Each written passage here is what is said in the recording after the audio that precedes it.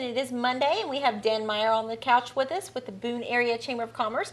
He's got a lot of things going on he's going to talk to us about, and then he's going to talk to us a little bit about outstanding businesses.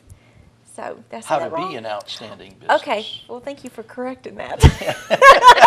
I could name some outstanding businesses, Well, that's but true. you know, How to be the outstanding. we got a lot of things happening. You know, we had some friends who've just come back from Florida for the summer and all that. Right. And they say, man, things are changing. And they are. There's a lot of stuff going on, a lot of good things happening, a lot of new stores opening, and infill of some empty places, which is always good to see. Get some of that inventory off the market so that we can build some new inventory. The same with housing. The housing sales are up this past month, so that's all good. But we've got 4 grand openings scheduled between now and June 7th. Wow. 4. Very That's great. impressive. Yeah. On the 23rd, Friday the 23rd, we have a joint one with the Mattress Firm and Chipotle. They're right next to each other out front of Lowe's. And we're going to have a joint grand opening Friday the 23rd, 10 to 12, with a ribbon cutting at 11 o'clock. And Chipotle just might have some tasty things out in front. So Okay. please join us for that grand opening, Chipotle and Mattress Firm. And then on June 6th, Wendy Green, her insurance agency, Allstate Insurance, is moving from the 105 extension. It's moving out to the Gateway Shopping Center. And she's thrilled to be out there. That ribbon cutting will be at noon, and there'll be 11 to 2 o'clock kind of drop-in time out there. So that's on Friday, June 6th. And then on Saturday, June 7th, a very unique opening. And that is the new Boone United Trail. It's a hiking trail that's sponsored by Boone United Methodist Church and in conjunction with the Blue Ridge Conservancy. And it's a hiking trail loop that goes up to Howard's Knob and back around to the church. That'll take place from 11 to 2, again, a 12 o'clock ribbon cutting. But they'll be having live music, a bounce house for kids, a free barbecue lunch, and some guided hikes. So that's a great thing. So we got those 3 events, 4 new businesses or 4 new things. Chipotle and Mattress Firm on the 23rd. The Wendy Green Allstate Insurance Agency on Friday the 6th of June. And then on the 7th, the hiking trail from Boone United Methodist Church. It's Awesome. crazy that we're already talking about June here. May has flown by. Well, Half over. Time is flying by. It is. Yeah. And I have to tell you, the older you get, the faster it goes. I'm noticing that.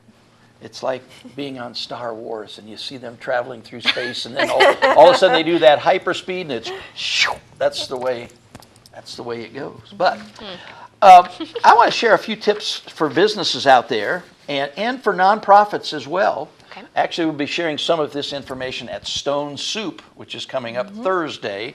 And the topic that we're going to be presenting at Stone Soup is how can nonprofits engage the business community? As business goes, most often so goes nonprofits, because they rely a lot on nonprofits for their funding. Certainly individuals, and certainly those that have a particular passion about a unique nonprofit. But then businesses are often the ones who really help foot a lot of the bill, virtually and in reality. But so we're going to be sharing with them some of these points uniquely for nonprofits, but for profit businesses as well. How do you stand out in a crowd? Well, you wear a red shirt. Exactly. Or when There's we go to something bright. Israel, I've got one of these that's kind of neon green. And believe me, the group can find me wherever they go. It just kind of screams, you know. So you're outstanding in your crowd, or as I was telling you, in the agricultural field, that's the farmer. He likes to be outstanding in his field. Right. Ba-dum-bum. So how do you make your business stand out? Because there is always competition. Boone Drug, got a little competition? Just a little. Just a little bit. Media outlets, Absolutely. a lot of competition. So everybody has a competitor. Now, having a competitor is not necessarily a bad thing. In fact, in most cases, it can be a very good thing because it forces us to really look and see what are the differences. Right. So step 1 in being outstanding is what I call reconnaissance. Okay? Check out the competition. How do you expect to compete if you don't know what the competition is offering? So it's important that you visit the establishment yourself. Walk around in them. It doesn't make any difference if they know you're not. That might make them better, which makes you better. That's a cyclical thing. Look and see, what are they doing? How are they doing things differently? Is it working for them? Have somebody do mystery shopping. A lot of folks do mystery shopping up here in the high country. They may walk into a store just to find out what's the customer service like. And that is often paid for by the business themselves. They want to be shopped. They want to know, what are they doing well from the outside observer's perspective. So do your reconnaissance. How do they promote their unique brands? How do they show themselves on their website? How visible are they on social media? So know your competition. If you don't know your competition, then you can't gauge where you are at all. So reconnaissance. And then second is research. Know your market. We've had a lot of folks that come to the chamber and they say, you know what, I want to start a business. And we say, that's great. What do you want to do? And they lay out this thing. Beautiful plan.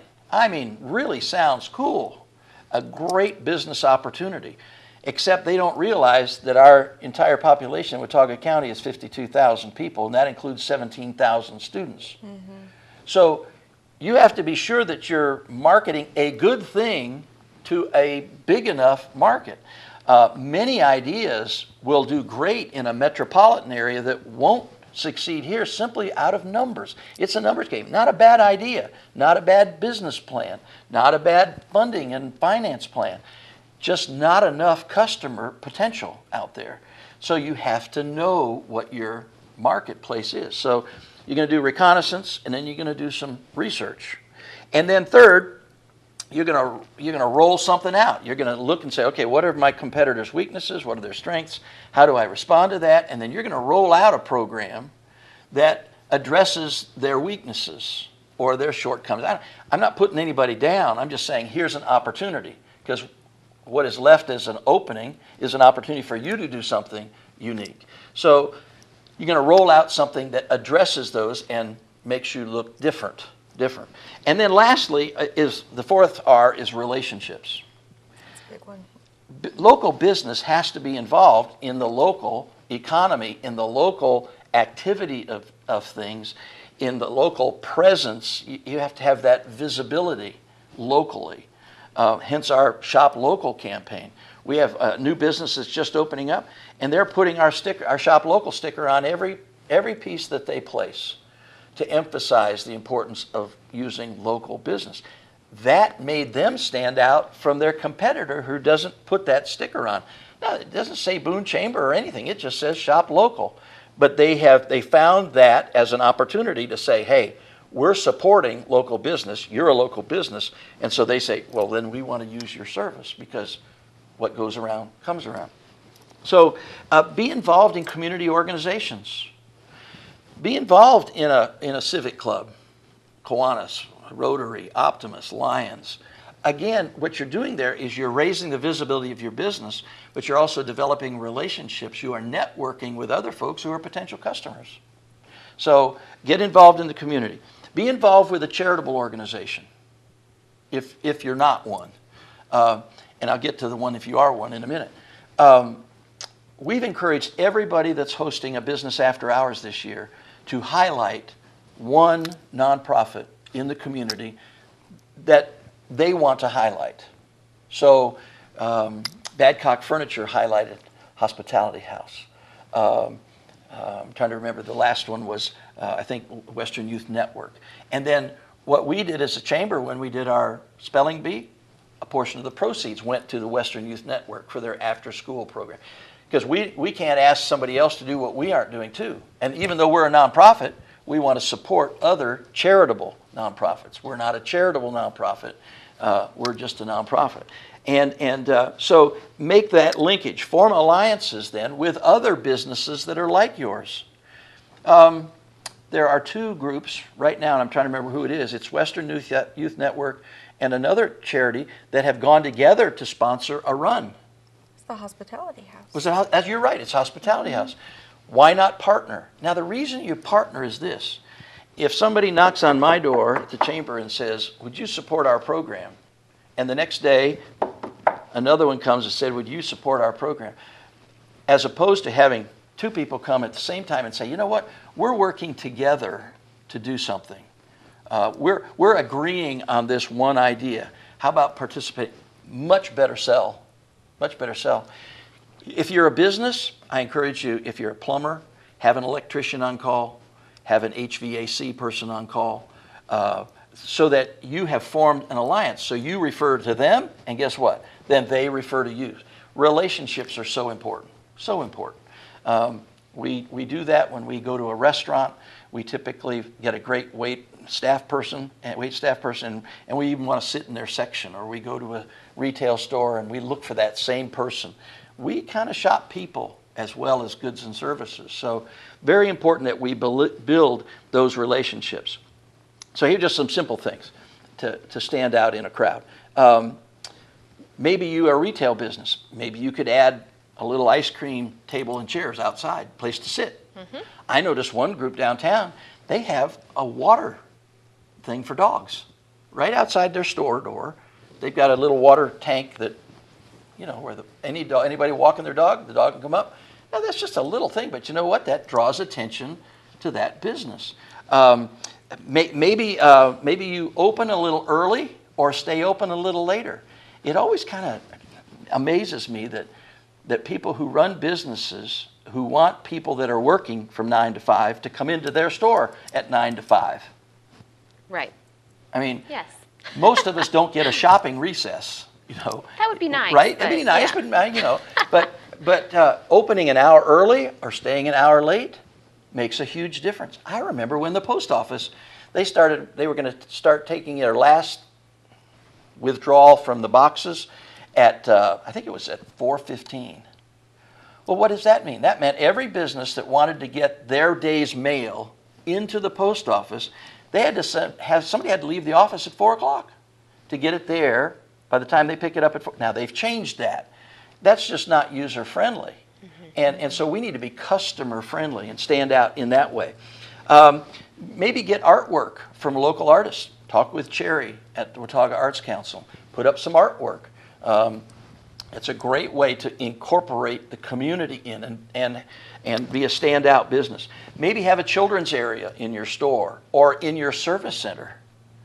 I always thought that there was a commercial on TV that showed it was a ladies' store, but inside one of the big racks of clothes was a big screen TV and a lazy boy recliner for the men who came shopping with their wives or girlfriends. I always thought that makes a lot of sense, you know. Yeah. Why not have a big boy section where they can just chill, you know, and encourage their wives to buy more or whatever. But think about little things, because the little things make a qualitative difference and make people attracted to your business. So do what you can to stand out. Be different. Be creative, provide things that your competitors don't do, and if you do some of those things, you'll stand out, and that will pay back in dividends, because you'll develop, first off, you'll get some new customers, and then in doing that, you'll provide an opportunity for them to become loyal customers and return customers. And that old saying of two in the hand is worth one in the bush. Take care of those customers that you've created.